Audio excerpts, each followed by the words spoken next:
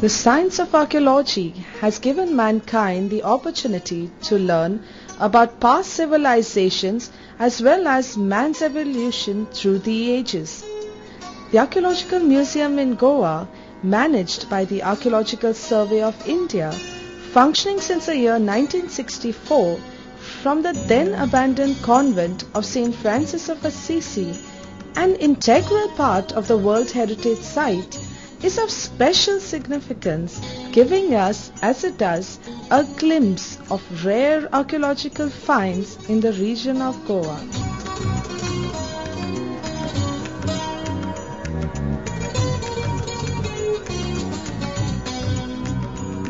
Before we visit the museum, it would be pertinent to give you a brief history of Goa. Historical records are available from the 3rd century BC, when Goa formed part of the Mauryan Empire. Later it was ruled by various dynasties including the Bhojas, the Shilaharas and the Kadambas. The Kadambas ruled from the 11th to the 13th century AD, after which Goa came under the Yadavas and the Delhi Sultanate for a brief period. In 1369, Goa came under the Vijayanagar Empire. Arabian horses were imported at the harbours in Goa by the Vijayanagar kings to strengthen their cavalry. Later on, the reins of the kingdom passed into the hands of Bahamanis and then to the Adil Shahis of Bijapur in 1490. Goa's history took a different turn with the arrival of the Portuguese. The Portuguese navigator Vasco da Gama landed in Calicut in 1498, and the Portuguese began looking for a natural port from where to establish a trading station. Goa, with its natural harbours and navigable rivers, was found suitable, and in 1510 Alfonso de Albuquerque captured the island of Goa from the Adil Shah. With the advent of the Portuguese, both public and private buildings came to be erected. Churches of lofty dimension, attached with equally large convents, were built by the various religious orders which settled down in Goa, Christianizing the population. On entering the museum, you are greeted by a larger-than-life statue of the Portuguese conqueror of Goa, Afonso de Albuquerque. Albuquerque, often described as kind and open-hearted towards all the religions, was the first governor of Portuguese Goa, and to him are credited many initiatives, including the suppression of sati. He established the currency system, constructed a mint in Goa, the first coins being of gold, silver and copper. He laid stress on education, worked towards bringing about an equitable system of legislation and lessened the tax burden on the people. The first municipality in all of India was established by him. He constructed a royal hospital for his sick soldiers, erected the church of Nossa Senhora de Serra, and for his varied personality was endowed with the title of Great. The museum has a collection of 720 antiquities dating from the prehistoric period right up to the late medieval period. The collection at the Archaeological Museum consists of prehistoric artifacts, Brahmanical sculptures, hero and sati stones of the early and the late medieval periods, portraits, coins and currency, wooden and bronze sculptures, and parts of the armory of the Portuguese period displayed in 8 galleries. This sculpture, identified as the four-handed standing Vishnu with dwarf images of Garud and Lakshmi on either sides, is carved out of schist, datable to the 13th century AD and brought from Savoy Berem in Ponda Taluk. The Prabhavali is depicted with 10 incarnations of Vishnu. You can find sati stones scattered all over Goa. They are usually single panel depicting the sati entering the fire.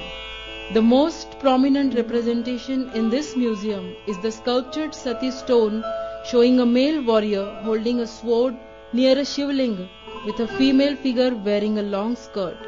The total frame is composed under a folded arm, which has been acquired from Bicholim, Goa. Hero stones are carved in schist and belong to the 12th century AD. The hero stones found in Goa are generally depicted in 2 panels. However, some of them are represented in 3 panels and inscribed in Sanskrit, Kannada and Marathi. This hero stone collected from Molkarnem in Sangem Taluk depicts a naval battle dating back to 1054 AD. In the upper part, the hero is symbolically shown seated in heaven with attendants holding a parasol over him. It commemorates Annaya, the servant of Jayakeshi I of the Kadamba dynasty, who bravely defended Chandrapur, the ancient capital of Goa. The Kannada inscriptions on these hero stones are very important source in reconstructing the life history of Jayakeshi I. The worship of Uma Sahit Shiva prevailed in all parts of Goa. The iconographic representation is shown as Shiva and Parvati sitting together.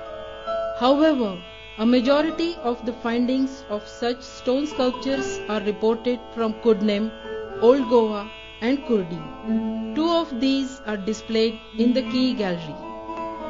The worship of the mother goddess won much manifestation, of whom worship of Durga as Mahishasur Mardini has continued in India through the ages.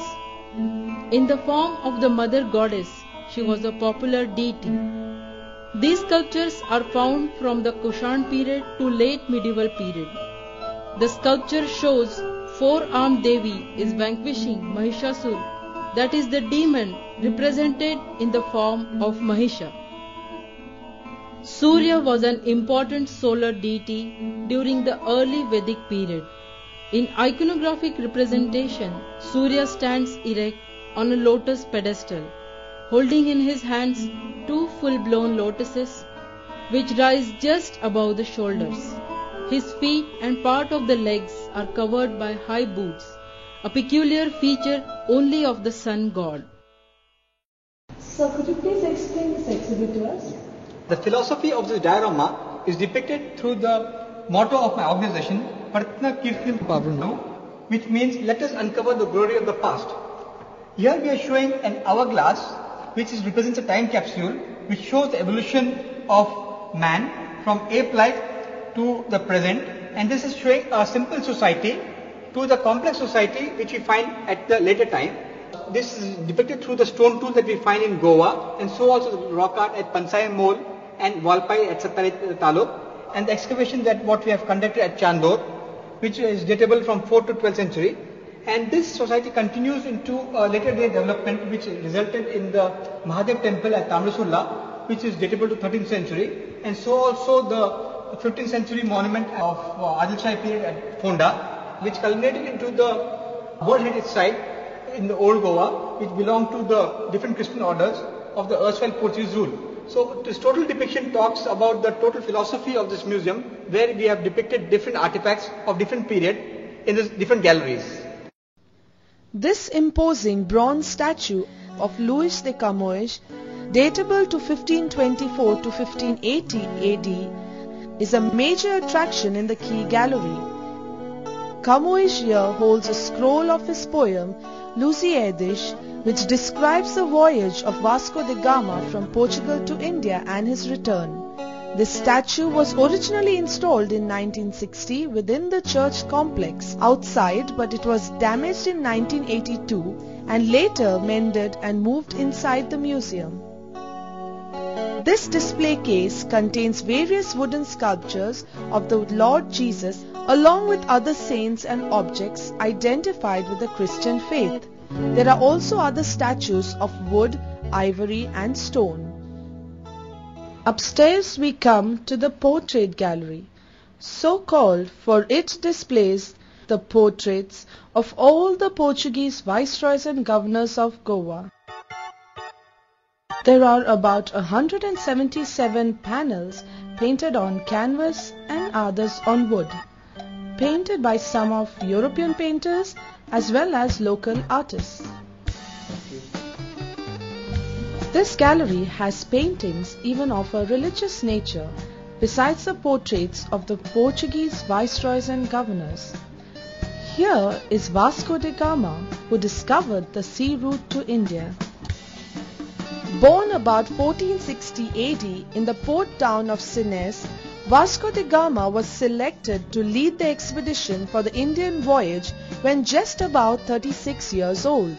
He set out from Portugal in 1497 and, conquering the Cape of Good Hope, he reached Capucud near Calicut the next year. The king later nominated him Viceroy of Portuguese India, and Dom Vasco da Gama reached India on 23rd September 1524 to a hearty reception. He corrected many abuses which he found existing in India. Dom Vasco da Gama made attempts to correct the corruption that had settled in the colony, but already 64 years of age when he came to India, the stress got to him and he died on 24th December 1524. Exactly opposite Vasco da Gama is the portrait of another famous Viceroy of India, Dom Juan de Castro.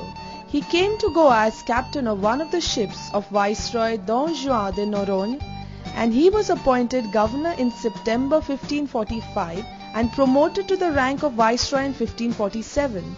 He initiated also the tradition of getting prepared the portrait paintings of earlier viceroys and governors, which continued up till the last governor.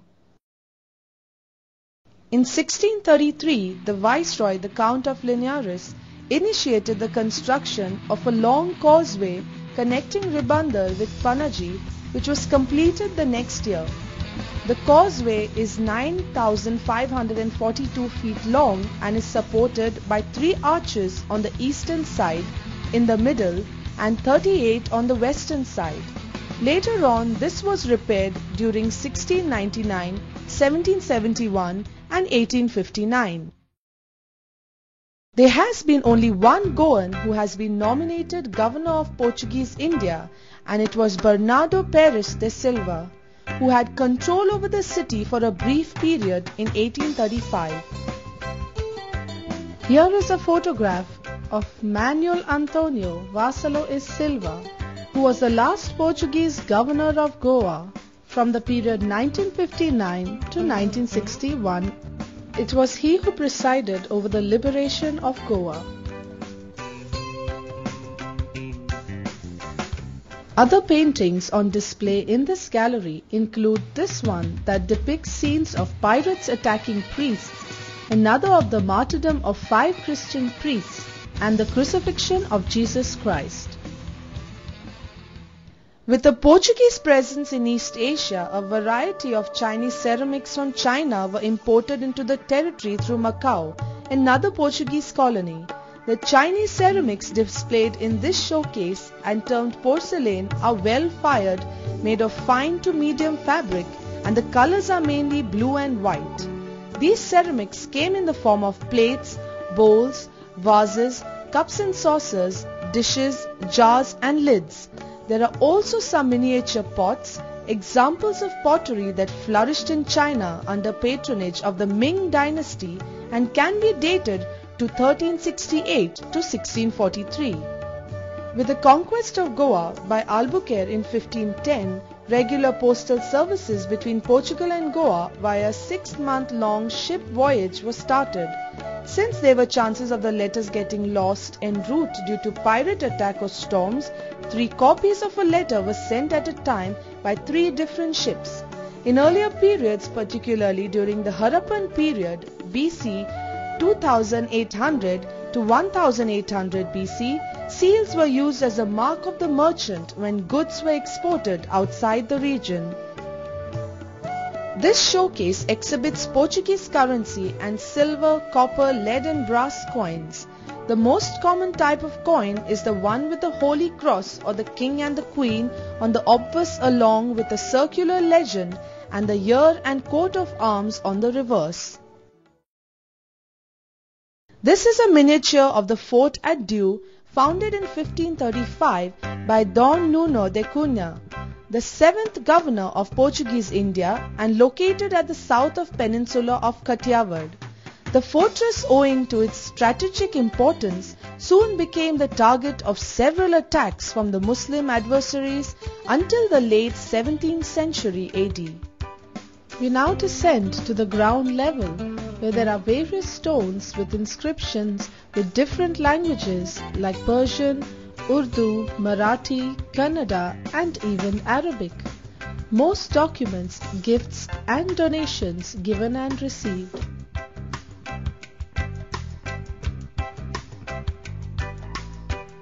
This one of the 16th century has a 3-line inscription belonging to the Adil Shahi period and tells of the construction of a bastion by a Muslim governor. A rather interesting exhibit at the museum is this replica of a Portuguese ship that sailed the seas, carrying Asian spices, precious stones, ivory, horses, elephants and artifacts to Europe, and returning with, among other things, such fruits as cashew, papaya, coconut and others that we accept as purely Indian today.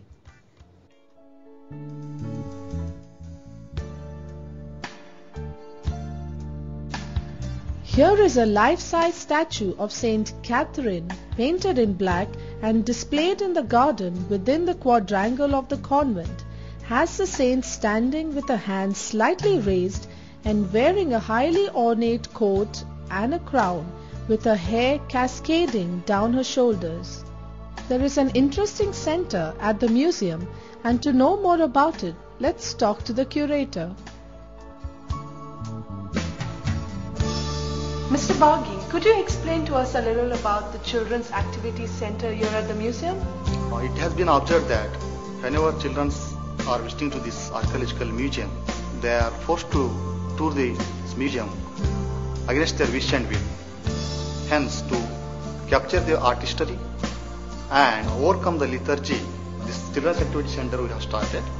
Here they are provided with drawing sheets and colors. With that, they can put their impression of their visit to museum and monuments. They are free to choose any objects of this gallery of this museum. The same is judged every week as per the 4 divided categories, and certificates are sent by post.